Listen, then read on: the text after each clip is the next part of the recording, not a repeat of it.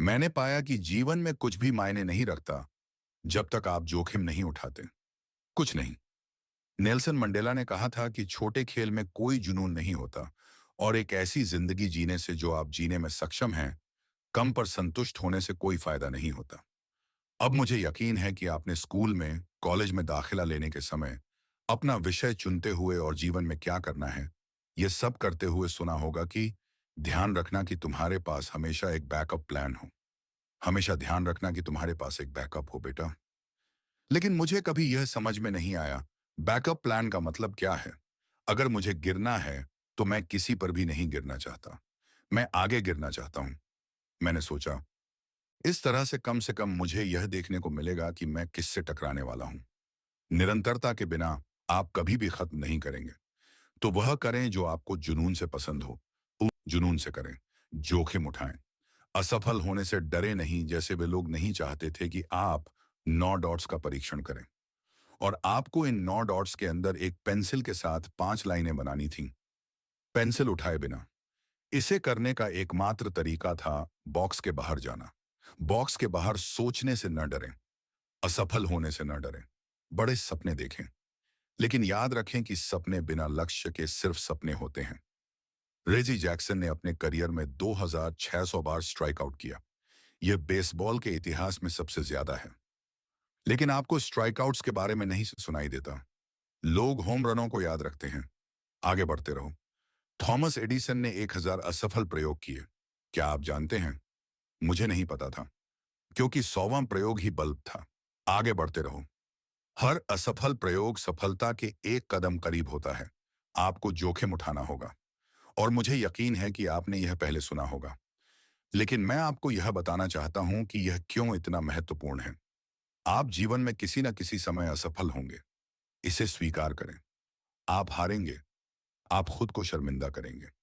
आप किसी चीज में खराब होंगे। इसमें कोई संदेह नहीं है। मुझे पता है कि यह शायद किसी पारंपरिक स्नातक समारोह का संदेश नहीं है, लेकिन मैं आपको बता रहा हूं, इसे अपनाइए क्योंकि यह अनिवार्य है। फिल्म उद्योग में आप बार बार असफल होते हैं। मेरे करियर के शुरुआत में मैंने एक ब्रॉडवे संगीत में एक भूमिका के लिए ऑडिशन दिया। मेरे लिए एक आदर्श भूमिका थी, बस इस तथ्य को छोड़कर कि मैं गा नहीं सकता। मुझे काम नहीं मिला। लेकिन बात यह है कि मैंने हार नहीं मानी। मैंने बैकअप प्लान नहीं अपनाया। मैं वहां से बाहर निकलकर अगले ऑडिशन की तैयारी करने चला गया। होने वाले अगले ऑडिशन की तैयारी की। मैंने प्रार्थना की। मैंने प्रार्थना की। मैंने प्रार्थना की। लेकिन मैं असफल होता रहा। लेकिन कोई फर्क नहीं पड़ा, क्योंकि आप जानते हैं क्या, यह एक पुरानी कहावत है। आप बार्बर शॉप में जितना ज्यादा रहेंगे, एक दिन आपको कटाई मिल ही जाएगी। तो आप एक ब्रेक पाएंगे। और मुझे ब्रेक मिला। पिछले साल मैंने एक नाटक किया, पेंसेस पर, ब्रॉडवे पर। लेकिन यहां बात यह है कि यह कोर्ट थिएटर में था। वह वही थिएटर था जहां मैंने पहली बार ऑडिशन दिया था, 30 साल पहले। मुद्दा यह है कि आज यहां हर स्नातक के पास सफलता पाने के लिए प्रशिक्षण और प्रतिभा है। लेकिन क्या आपके पास असफल होने की हिम्मत है? अगर आप असफल नहीं होते, कोशिश भी नहीं कर रहे हैं। मैं फिर से कह रहा हूं, अगर आप असफल नहीं होते, कोशिश भी नहीं कर रहे हैं। जो कुछ आप कभी नहीं पाए, उसे पाने के लिए आपको ऐसा कुछ करना होगा जो आपने कभी नहीं किया। कल्पना करें कि आप अपने मृत्युशैया पर हैं और आपके चारों ओर खड़े हैं वे भूत जो आपके असमाप्त संभावनाओं का प्रतीक हैं। वे विचारों के भूत जिन्हें आपने कभी कार्यान्वित नहीं किया। वे टैलेंट्स के भूत जिन्हें आपने कभी नहीं इस्तेमाल किया।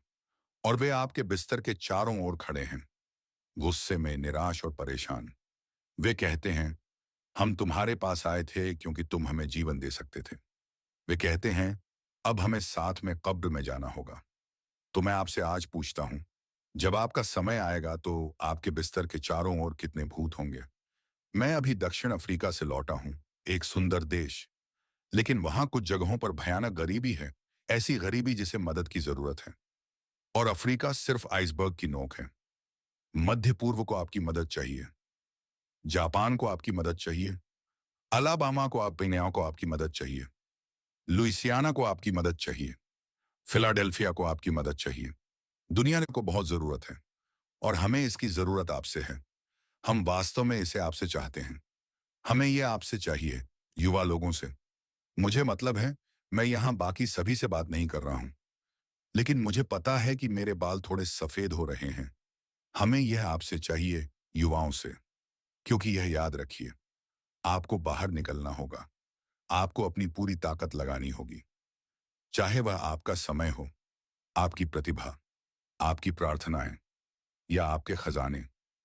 आपके पास जो कुछ भी है, आप उससे क्या करेंगे? मैं यह नहीं कह रहा कि आपके पास कितना है। आप में से कुछ लोग व्यापार के छात्र हैं, कुछ लोग धार्मिक छात्र हैं, नर्स हैं, कुछ के पास पैसा है, कुछ के पास धैर्य है, कुछ के पास दयालुता है, कुछ के पास प्यार है, कुछ के पास लंबे समय तक सहन करने का गुण है। जो भी है, जो भी आपके पास है, आप उससे क्या करेंगे? ठीक है। अब मैं असफलता के बारे में अपना आखिरी बिंदु कहता हूं। कभी कभी यह सबसे अच्छा तरीका होता है यह पता करने का कि आप कहां जा रहे हैं। आपका जीवन कभी सीधा रास्ता नहीं होगा। मैंने 40 में यूनिवर्सिटी में एक प्री मेड छात्र के रूप में शुरुआत की। मैंने एक कोर्स लिया था जिसका नाम था कार्डियक मॉर्फोजेनेसिस। मैं इसे पढ़ नहीं सकता था, मैं इसे कह नहीं सकता था, शो में पास नहीं हो सका। तो फिर मैंने प्री लॉ की ओर रुख किया, फिर पत्रकारिता, और बिना किसी अकादमिक फोकस के मेरी ग्रेड्स ऊपर नीचे होने लगी। मेरे पास 1.8 जीपीए था, और विश्वविद्यालय ने बड़े आदर से यह सुझाव दिया कि शायद मुझे कुछ समय के लिए विश्राम लेना चाहिए। मैं 20 साल का था। मैं अपने जीवन के सबसे निचले बिंदु पर था।